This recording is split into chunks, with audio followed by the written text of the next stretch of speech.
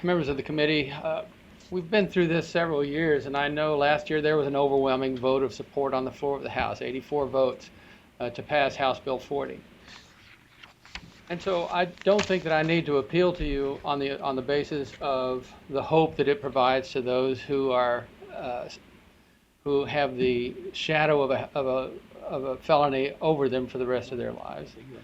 I don't think I have to tell you about the same thing that the Public Defender's Office would be, that the rate of recidivism would be greatly reduced if there was hope at the end of the tunnel for these people. But I do want to address the underlying bill. Today, if you have a misdemeanor, the process that's already laid out in the underlying statute, a misdemeanor or a violation, is simply to petition the court. You go to the court and you ask them to have that record expunged, and it goes to a judge. Nobody in the executive branch, no governor gets involved in it, it's the court. And so that court, the judge, then convenes a meeting, calls a meeting, and that meeting means that he's going to have the prosecuting office, and in this case, well, it could be the Commonwealth Attorney or the District Attorney, that prosecuting office. If there was a victim involved in that crime, that victim would be notified, and a hearing would subsequently be held. So that process is in place. At that meeting, there is testimony given by both the Commonwealth's attorney and also the victim, if there was one. Both of them have a say at that meeting. Both of them have input. The Commonwealth attorney may say, no, Dave here, I don't recommend this. Or the victim may say, no, I don't feel like they've given me back everything. So it's in a court with a judge and all those involved. That's a misdemeanor or a violation. It's in the law. If you steal $499, you can have that misdemeanor expunged today. If it's $500, you cannot, because that's a Class D felony. And so I want you to understand and to embrace the fact that the concept of expungement is in the law. All this does is it adds one level. It's not anything that happens in Frankfurt subsequent to its passage. It's everything that happens in the community where it took place. And so I encourage your support of this. I'm grateful for the support of those in the executive branch, and particularly most recently with very strong comments from Governor Bevin and Lieutenant Governor Hampton. And I know that Governor Bevin would enthusiastically sign this if it came to his desk. And I ask your support again this year. Thank you, Mr. Chairman. Secretary Grimes. Mr. Chairman, members of the General Assembly, and Kentuckians who have joined us here today, it's my privilege to be before you to voice my enthusiastic support for House Bill 40 and the issue of expungement of felonies. With me is a youngster who I hope one day will grace us here at the Capitol with her presence, an intern for the Secretary of State's office. Please welcome Ms. Kayla Yerke, who is a political science major at the University of Kentucky. We are excited to have her with us here today. What we're talking about is not a new concept. As you heard Representative explain, expungement already exists in our law. What we are doing is providing a pathway for nearly 94,000 Kentuckians who, because of a prior mistake in their past, have a scar that doesn't allow them to access the gainful employment that they need to make ends meet. I know that the voices that you see at this table today, they're echoed by many, not just on moral and social justice grounds, but because this bill makes sense. And now is the time that Kentucky needs to move forward and be in line with nearly 1/3 of states across the United States that allow people to come out of the shadows.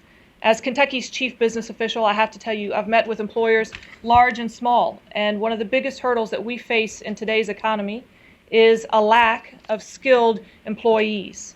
We have individuals who, because of a mistake that they have made in their past, aren't able to be out there and be a part of the workforce that Kentucky needs to keep our economy growing in the right direction.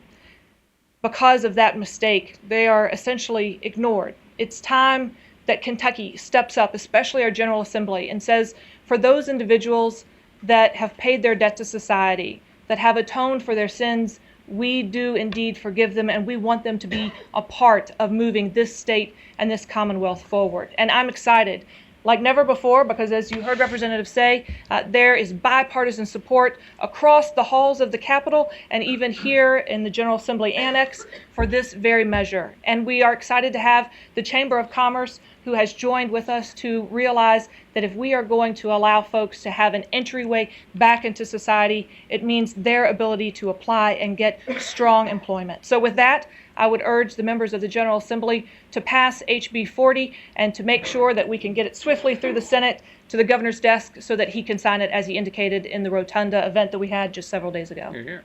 Thank you, Madam Secretary. Mr. Atkinson, President and CEO of the Kentucky Chamber. Thank you, Mr. Chairman and members of this committee. This is not a new issue, but we're a new partner. We're sort of the new kid on the block in regard to this particular issue, and frankly, the business community has shifted from its previous hesitance to get on board with this. In the past, we've had the luxury of standing back and being hesitant about hiring felons, low-level Class D felons in the workforce, and I think that kind of the knee-jerk reaction in the business community was, why would you want to hire a felon? Perhaps that idea was rooted in times that were better and there were more workers available than there are today. You might ask, well, why the sudden shift? It wasn't that three or four of us gathered in a room and flipped a coin and said, okay, let's be for this now. It was a very deliberate process where we surveyed our members across the state, got a ton of responses, and over 80% of the business people represented in our membership said, yes, now it's time to provide for a reasonable level of felony expungement if safety is built in and protections for the business community in terms of liability, etc.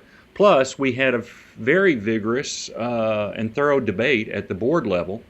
I worked for a board of about 75 people, and we had a very robust debate about whether or not this was a good move. And people from the finance community and the nursing home community and others weighed in and said, well, wait a minute, what about this? What about that? And ultimately came down very solidly in favor of this. I think the short answer for why the shift in position by the business community is in two words: workforce pressures.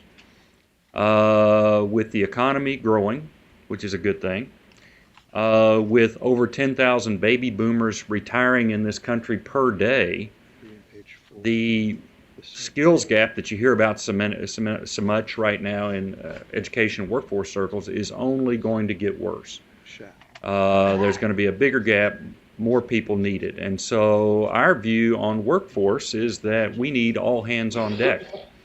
We cannot afford to allow portions of the public that were previously marginalized, whether it's disabled or elderly workers, or in this case, former felons, to just be treated with a broad brush and say, okay, they don't deserve to ever do meaningful work because they made a mistake when they were 20 years old.